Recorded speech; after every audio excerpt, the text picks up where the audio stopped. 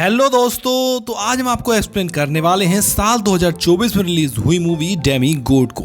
तो कहानी के शुरू में हमें एक प्रेग्नेंट लेडी को जंगल में भागते हुए दिखाया जाता है। उसके पीछे 3 औरतें और एक डेडमैन लगा हुआ था। डेडमैन यानी कि एक भूत जो जल्द ही इस प्रेग्नेंट लेडी को पकड़ लेता है और ये लोग फिर उसे जंगल में बने एक हट में ले आते हैं, जहां ये तीनों इस प्रेग्नेंट लेडी के ऊपर कोई रिचुअल यानी जादू करते हैं और उसका पेट चीरते हुए उसके बच्चे को निकाल लेते हैं। हमें यहाँ बच्चे को का शैडो दिखाई देखने को मिलता है, जहां बच्चे के सिर पे सींग थे और इससे हमें ये बात तो पता चल गई कि वो बच्चा आम इंसान का बच्चा नहीं, वो एक शैतान था। सीन कट होकर प्रेजेंट में हमें लियो और रॉबिन को दिखाया जाता है। ये दोनों रॉबिन के ग्रैंडपा के घर आए हैं, जो कि जंगल के अंदर था। यहाँ लियो को पता चलता है कि रॉबिन के ग्रैंडपा एक बहुत बड़े शिकारी थे। उन्होंने बहुत से जानवरों के कटे हुए सर भी प्रिजर्व करके अपने घर पर लगाए हुए थे, जिसे देखकर लियो बहुत इंप्रेस हो जाता है। यहाँ उसने रॉबिन के बचपन की बनाई पेंटिंग भी दिखती है, जिसमें रॉबिन एक शैतान के साथ खड़ी थी। लियो जब उससे इस पेंटिंग के बारे में पूछता है तो रॉबिन थोड़ा डिस्टर्ब होकर वहां से बाहर निकल जाती है। बाहर आने पर उसने देखा कि उनके वॉशरूम में एक जानवर मरा हुआ था। उसकी हालत इतनी खराब थी कि उसे देखते ही रॉबिन को उल्टी आ गई। यहाँ लियो आकर उस जानवर को उठाकर दफना देता है। इसके बाद ये लोग दोबारा अपने घर के अंदर चले जाते हैं और अचानक से इन्हें गोलियां चलने की आवाजें आती हैं। लियो जब बाहर आकर चेक करता है तो वहां एक हंटर था और ये हंटर था रॉबिन के ग्रैंडपा का फ्रेंड। इस हंटर का नाम था ऑर्थर और ऑर्थर के पास इस टाइम उनकी बेटी अमेलिया भी थी। ऑर्थर यो को बताता है कि ये लोग शिकार करने निकले थे और इन्होंने आज काफी शिकार करना था, क्योंकि गुजरते दिनों के साथ मौसम बदल रहा था और सर्दियां आने वाली थी। सर्दियों में कोई भी शिकारी शिकार नहीं करता। सर्दियां आते ही इस जंगल में से काफी सारे जानवर गायब हो जाते हैं। जानवरों के साथ साथ काफी इंसान भी यहाँ से गायब हो जाते हैं। इन्होंने देखा है कि पिछले कई सालों में तो काफी सारे इंसान भी सर्दियों में गायब हो जाया करते हैं। गायब हुए इंसानों में से एक इंसान मिला भी था, लेकिन वो बहुत ज्यादा जख्मी था। खून से लथपथ उस आदमी की थोड़ी ही देर में मौत हो जाती है। मरने से पहले उसने बताया था कि उसका ये हाल किसी सींगों वाले आदमी ने किया था, जिसे यहाँ के लोग कैनानोस कहते हैं। कैनानोस उस खतरनाक जंगल का गॉड भी माना जाता है, क्योंकि सर्दी आते ही वो अपना शिकार शुरू कर देता है। ये सब बताने के बाद ऑर्थर अपनी बेटी के साथ यहाँ से चला जाता है और घर वापस आकर रॉबिन लियो को अपने बचपन की कहानियां सुनाना शुरू कर देता है, जब उसके ग्रैंडपा उसे शिकार पर ले जाया करते थे। एक बार तो ग्रैंडपा ने उसके सामने एक हिरन का शिकार किया और फिर उस हिरन की आंख को रॉबिन को खाने को बोला। रॉबिन बहुत ज्यादा डर गई और उस दिन के बाद से आज तक उसने अपने ग्रैंडपा को नहीं देखा। सीन कट होकर हमें दिखाया जाता है कि जिस 3 औरतों को हमने मूवी के स्टार्ट में देखा था, वो तीनों ही दोबारा अपने डैड गार्ड यानी भूत के साथ रॉबिन के घर की तरफ बढ़ रही थी। इनके कदमों की आहट सुनकर लियो जाग जाता है और बाहर एक टॉर्च लेकर चेक करने के लिए आता है। रॉबिन भी उसके पीछे पीछे बाहर आ गई और इन्होंने यहाँ पे सबसे पहले उस लंबे से डैड गार्ड को देखा, जिसे देखते ही ये दोनों डर गए। लेकिन लियो ने यहाँ हिम्मत दिखाई और अपनी शॉटगन उठाते हुए उसके सर पर हमला कर दिया। इस हमले का तो डैड गॉड पर कोई खास असर नहीं हुआ, लेकिन डैड गॉड एक ही हमले से लियो को यहाँ बेहोश कर देता है। इसके बाद जबरदस्ती ये तीनों औरतें रॉबिन को एक अजीब सा लिक्विड पिलाती हैं, जिससे वो भी बेहोश हो जाती है। और जब उसको होश आया तो उसने अपने आप को एक पेड़ के साथ बंधा हुआ पाया। उसके सामने उसके हस्बैंड को भी बांधा गया था। यहाँ पर उसकी ग्रैंडपा के दोस्त आर्थर और उसकी बेटी अमेलिया के साथ साथ 2 और लड़कियां भी थी, जो सब के सब पेड़ के साथ बंधे हुए थे और इन्हें जरूर उन तीनों औरतों ने ही बांधा था। कुछ देर बाद हम देखते हैं कि ये तीनों औरतें दोबारा इनके पास आती हैं और इस बार उनके डैड गॉड के हाथ में एक आदमी था। इनके करीब आते ही उनमें से एक औरत ने फ्रेंच लैंग्वेज में कुछ जादू करना शुरू कर दिया और फिर डैड गॉड के सामने उनके सामने ही अपने हाथ में पकड़े हुए आदमी को नीचे गिराकर मार डाला, ऐसे जैसे वो किसी चीज की बलि दे रहे हों। अब ऑर्थर को फ्रेंच लैंग्वेज आती थी और इन सबको इंग्लिश में ट्रांसलेट करके बताता है कि ये तीनों औरतें इन सब लोगों को सैक्रिफाइस करने वाली हैं, वो भी कैनानोस के लिए। उन लोगों के पूछने पर कि ये तीनों औरतें कौन हैं, उनमें से बड़ी औरत बताती है कि हम तीनों बहनें हैं। हम लोग इस फॉरेस्ट की और यहाँ के जानवरों की हिफाजत करते हैं और हम कैनानोस की पूजा करते हैं। कैनानोस हमारा भगवान है और उसी ने ही हमें इंसानों को शिकार करना सिखाया था। कैनानोस के पहले शिकार से ही यहाँ पे दुनिया में पेड़ लगने लगे थे और ये औरतें बताती हैं कि कैनानोस अब दोबारा आएगा और यहाँ इन सब लोगों का शिकार करेगा। ये कहते ही वो सब लोगों को यहाँ से आज़ाद कर देती हैं और सब लोगों को जंगल में अलग अलग डायरेक्शन में भागने को कहती हैं, क्योंकि कैनानोस उसे अपने भागते हुए शिकार को शिकार किया करता था। इन लोगों के पास भागने के अलावा कोई और चारा भी नहीं था। ये लोग इस जंगल से भी नहीं निकल सकते थे, क्योंकि ये जंगल बहुत बड़ा था। जंगल से बाहर सबसे करीबी गांव भी 3 दिन के फासले पर दूर था। ये लोग जब अलग अलग हो जाते हैं तो आज ऑर्थर अपनी बेटी अमेलिया को ढूंढने लग जाता है, जबकि रॉबिन अपने हस्बैंड लियो को ढूंढने में लग गई थी। लेकिन यह होता उल्टा है, ऑर्थर को लियो मिल जाता है जबकि रॉबिन को अमेलिया मिल जाती है। लियो ऑर्थर से यहाँ से बाहर जाने की बात करता है, लेकिन ऑर्थर बताता है कि ऐसा मुमकिन नहीं, क्योंकि यहाँ से बाहर निकलने में हमें 3 दिन लग जाएंगे और उससे पहले ही हमें भागता देखकर वो कैनोनोज हमें मार डालेगा। और यह तब तक नहीं रुकेगा जब तक कैनोनोज उसे अपने आखिरी शिकार को नहीं मार देता।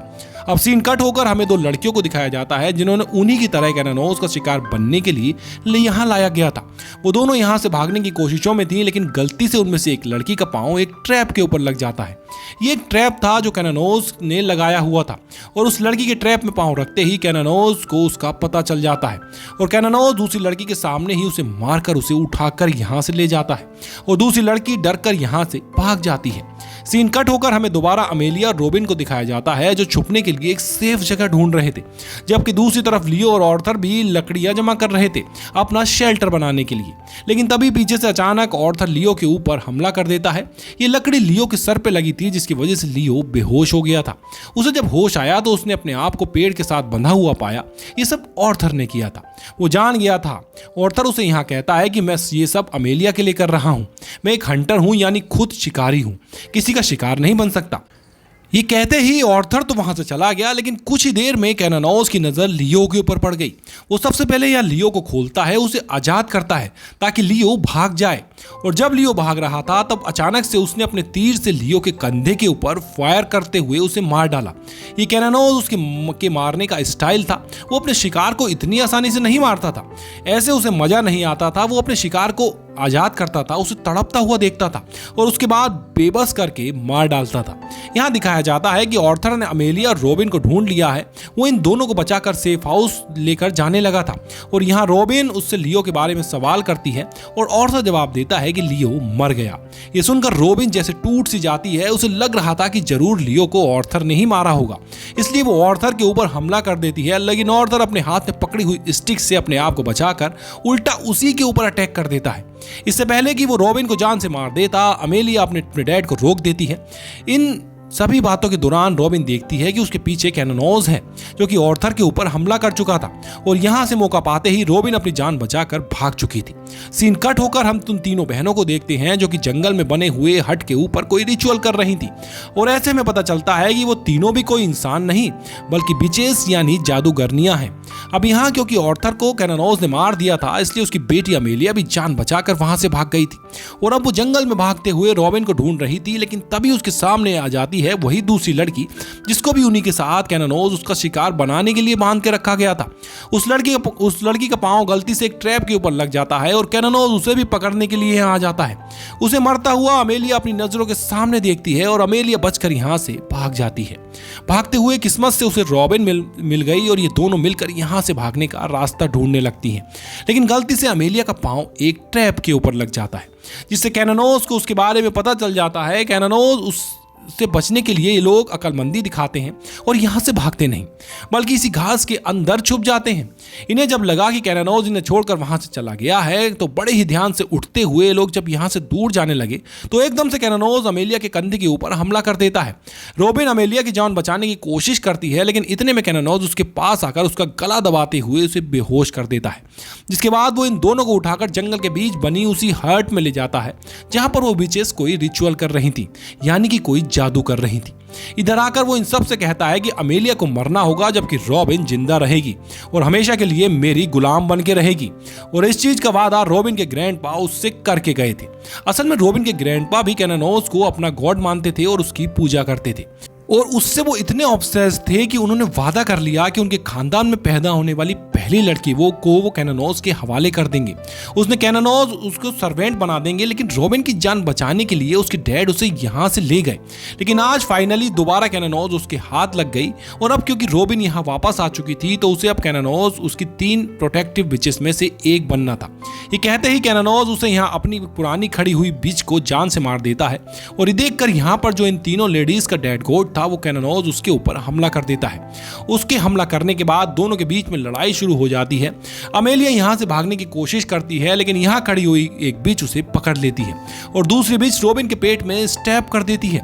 इससे पहले कि ये बिच पूरी तरह से रोबिन को मार देती, अमेलिया इस बिच के कपड़ों में आग लगा देती है।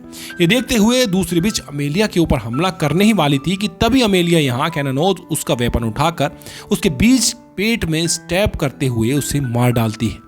हम देखते हैं कि कैनोनोज भी डेड कार्ड से जीतकर यहाँ वापस आ चुका था। वो रोबिन से कहता है कि अमेलिया को तो मरना होगा।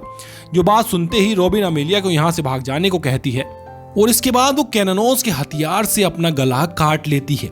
रोबिन को मरता हुआ देखकर अब कैनोनोज भी रोने लगा था, क्योंकि उसकी तीनों प्रोटेक्टेड बिचेस मारी गई थी और अब उसके लिए काम करने वाला, उसकी पूजा करने वाला कोई भी नहीं बचा था।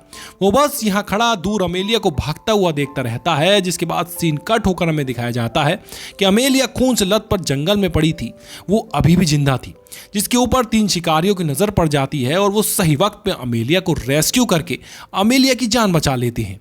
कहानी के आखिरी सीन में हमें बताया जाता है कि वो प्रेग्नेंट औरत जो मूवी के स्टार्ट में भाग रही थी, उसी के जरिए इन तीनों बिचेस ने कैनोनोज को पैदा किया था और अब क्योंकि तीनों बिचेस मर गई थी, इसलिए कैनोनोज की कहानी भी यहीं पर खत्म हो जाती है।